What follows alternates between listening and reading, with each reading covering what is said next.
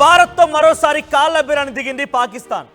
తమకు నీళ్లు లేవు, మనం మొదటి నుంచి చెప్తుందరే. సింధు జలాల ఒప్పందం పేరిట 1960లో అప్పుడున్నటువంటి వరల్డ్ బ్యాంక్ ఇన్వాల్వ్మెంట్ తోని ఒక నిర్ణయానికి వచ్చాం. ఏమని? భారతదేశానికి పాకిస్తాన్కి మధ్య కొంత నీటి ఒప్పందాలు ఉండాలని చెప్పి నిర్ణయం తీసుకుంది ఆ రోజు. అది అగ్రిమెంట్ ఎప్పుడైనా బ్రేక్ చేయొచ్చు. దాంట్లో అది కూడా పొందుపరిచి ఉంచారు. భారతదేశం యొక్క దయా దాక్షిణ్యాలు భిక్ష కరుణ వల్లే పాకిస్తాన్కి నీళ్లు వెళ్తున్నాయి.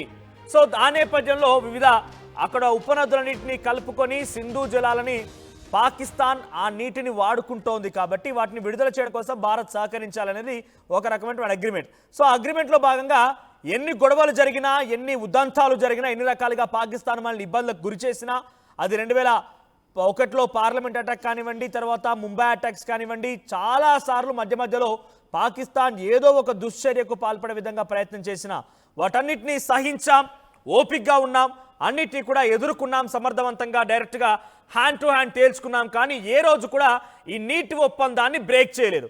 కానీ ఇప్పటికైనా పాకిస్తాన్ మారడం లేదు, ఇంకా ఇదే రకమైన దుశ్చర్యలకు పాల్పడుతోంది.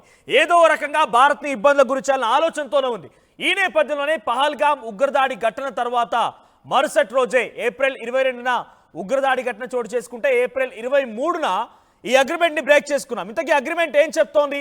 అంతకంటే ముందు ఇప్పుడు పాకిస్తాన్ ఏమడుగుతోందనంటే, మాకు నీళ్లు లేవు, మాకు వ్యవసాయం ఆధారితంగా ఉన్నటువంటి ఆ సింధు జలాలు పూర్తిగా ఆపివేయడంతో వ్యవసాయం ఆగిపోయింది, ఇండస్ట్రీస్ ఆగిపోయాయి. పంజాబ్ ప్రావిన్స్లోని, సింధు ప్రావిన్స్లోని ఏ ఒక్క చోట కూడా ఇండస్ట్రీస్ రన్ అవ్వడం లేదు. అగ్రికల్చర్ పూర్తిగా స్మాష్ అయిపోయింది. 80% పైగా అక్కడ నీటి వనరులు మొత్తం కూడా అడుగంటుకుపోయాయి. ఇసుక దిమ్మలే కనబడుతున్నాయి, ఇసుక మేటలు బారింది. అక్కడ ఎటు చూసినా కూడా అంతా ఒక కంప్లీట్ డ్రై అయిపోయింది. మాకు నీళ్లు కావాలని చెప్పి మళ్ళీ కోరుతోందట.